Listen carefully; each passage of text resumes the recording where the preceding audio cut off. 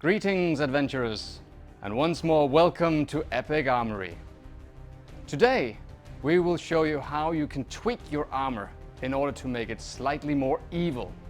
At least in this example, where we have the Marauder Armour, the Marauder Shoulders, and the Marauder Helmet. How to do so? You simply need to attach a few more things. And in order to do that, you will need to have a look at these screws. It is essentially a studded screw that can be cosmetically placed over a conventional hole, which serves the practical function of attaching a mountable.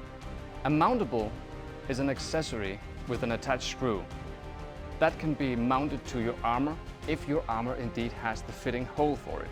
So for instance, if I have the Marauder Armour and I want to make it more evil, all I have to do is to apply horns. Horns! Horns! Now this is just a demonic visage for a simple Marauder.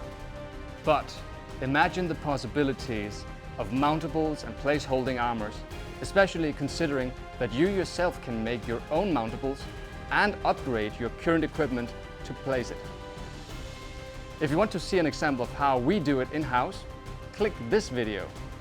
Otherwise, have a look at our webpage at epicarmoury.com.